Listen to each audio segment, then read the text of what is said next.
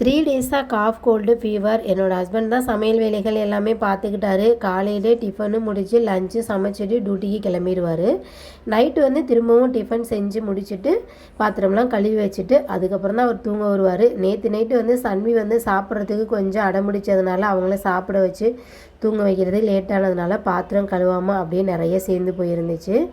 சனிக்கிழமை காலையில் நான் 7 o'clock முழிச்சிட்டேன். படுத்தே இருந்தால் சோம்பேறியாக தான் இருக்கும். எழுந்திரிச்சு நம்ம சின்ன சின்ன வேலைகள்லாம் ஆரம்பித்தோன்னா சுறுசுறுப்பு தானாக வந்துடும் அப்படின்னு சொல்லிவிட்டு நானே என்னையை மோட்டிவேட் பண்ணிக்கிட்டு எழுந்திரிச்சு குளிச்சுட்டு கிச்சனுக்கும் வந்துட்டேன்.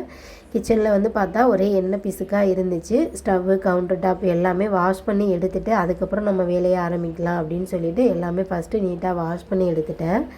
டிஃபனுக்கு ஃப்ரிட்ஜில் மாவு இருந்ததுனால கொஞ்சம் ஈஸியாக இருந்துச்சு. தேங்காய் சட்னி வச்சுட்டு தோசை ஊற்றிக்கலாம் அப்படின்னு சொல்லிட்டு தான் பிளான் பண்ணியிருந்தேன். கொஞ்ச நாளாகவே இன்னமும் டைம் சரியில்லாத மாதிரியே தான் இருக்குது. ஏதோ ஒரு பிரச்சனை மாறி மாறி வந்துக்கிட்டே இருக்குது.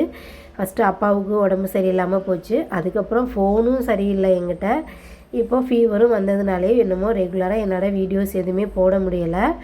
இனிமேல் நம்மளோட சேனலில் டெய்லி வீடியோஸ் கண்டிப்பாக நான் அப்லோட் பண்ணுறேன். என்னோடய சேனலை சப்ஸ்கிரைப் பண்ணி சப்போர்ட் பண்ணுங்கள். என்னோடய வீடியோஸ் பிடிச்சிருந்ததுன்னா வீடியோக்கு ஒரு லைக் ஒன்று கொடுத்துருங்க. தேங்க்யூ ஃபார் வாட்சிங்.